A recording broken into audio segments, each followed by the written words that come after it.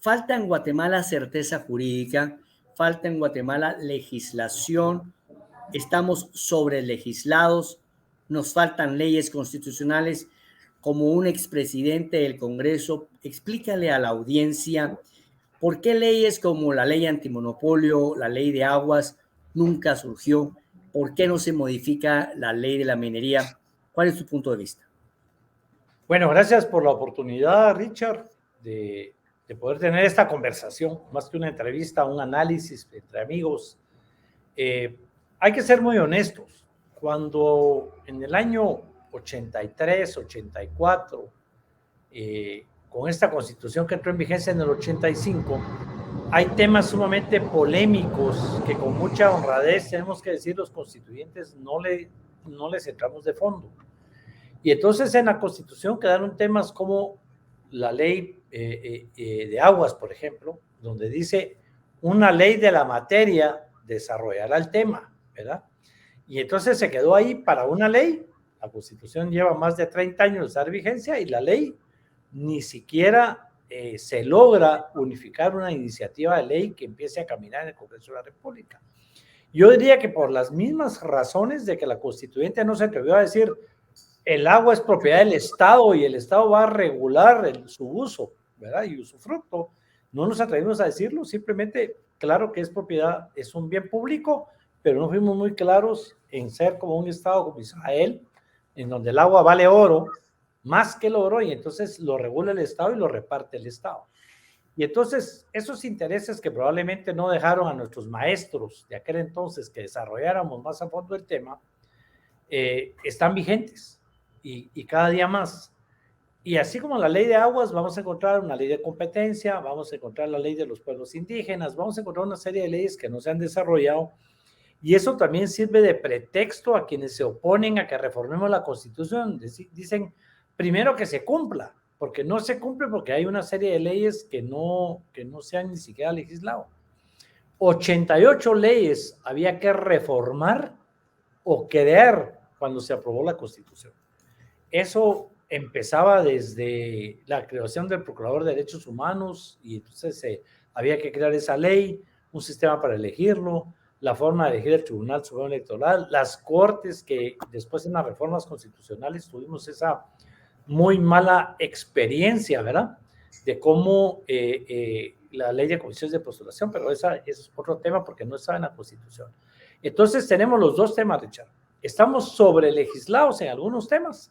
En los temas diría yo que poco importantes estamos sobrelegislados y nos hace falta legislación en temas importantes, sumamente importantes, ¿verdad? Y eso hace que no tengamos certeza jurídica, la falta de esa legislación. La ley de minería, por ejemplo. La de los pueblos indígenas, yo no sé por qué no le hemos entrado a la ley de pueblos indígenas y entonces se ha vuelto un mito el tema de los pueblos indígenas, ¿verdad?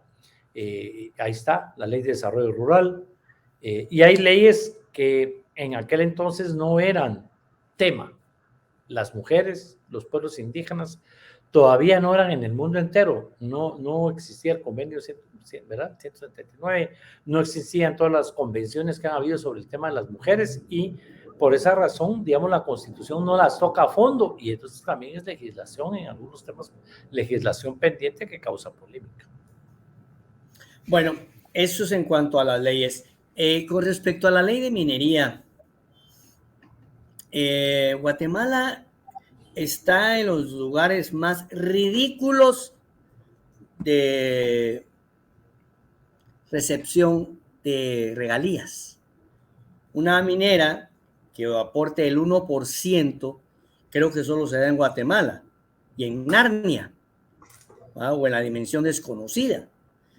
Pero el 1%, Roberto, mucha gente me dice que el error está en la negociación y en la falta de una actitud proactiva por parte de la PGN para proteger los intereses del país.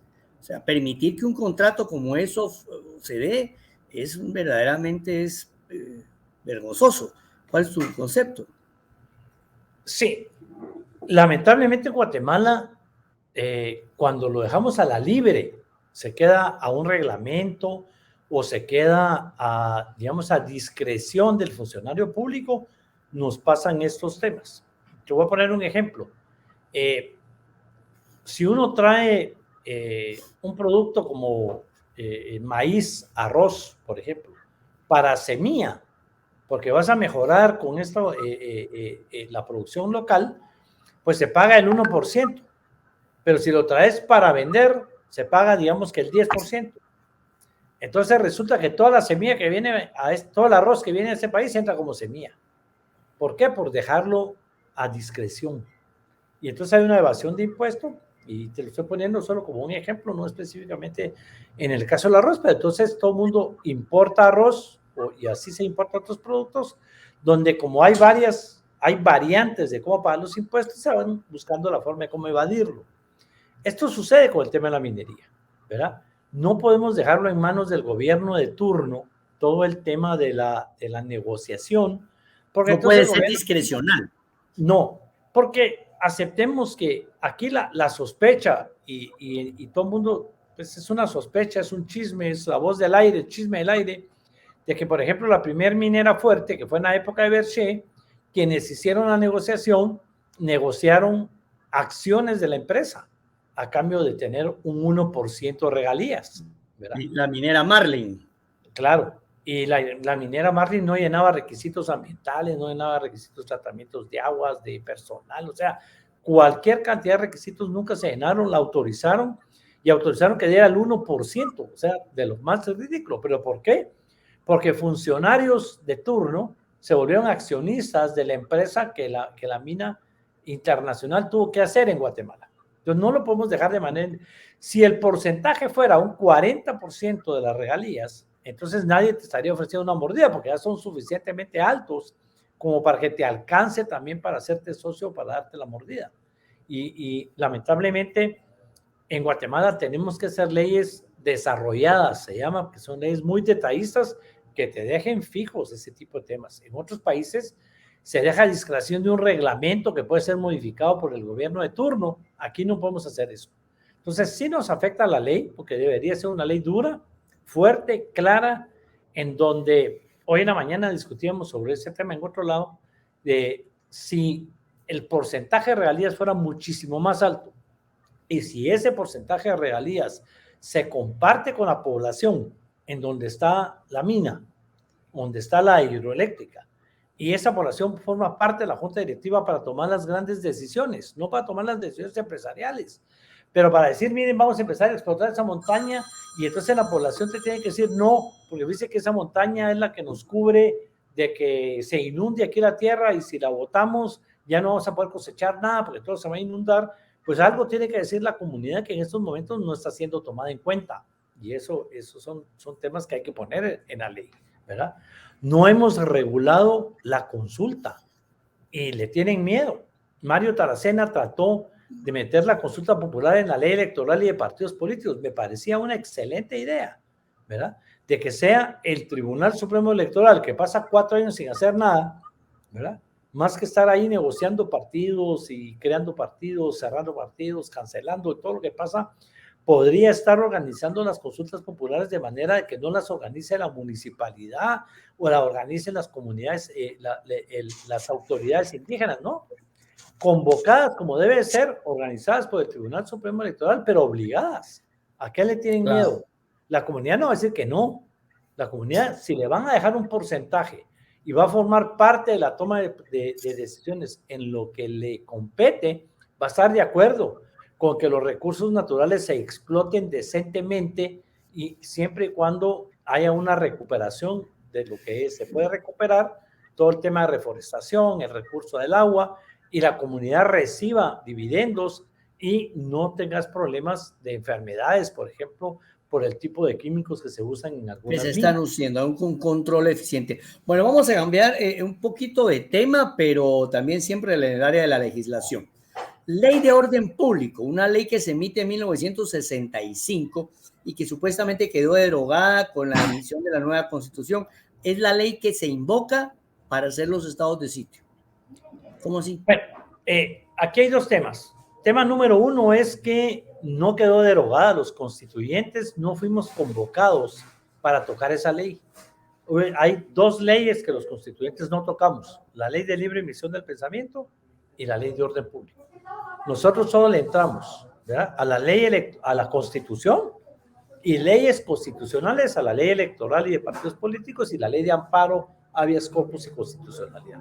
La ley de orden público no la podíamos tocar porque estábamos en una situación de un conflicto interno. Había una guerra civil aquí, ¿verdad? Una guerra de conflicto interno, y todos los militares necesitaban esa ley de orden público para mantener el control de la movilización, de la libertad de prensa, del uso de medios de comunicación, radios, el Instituto Geográfico Nacional. O sea, esa ley de orden público se quedó.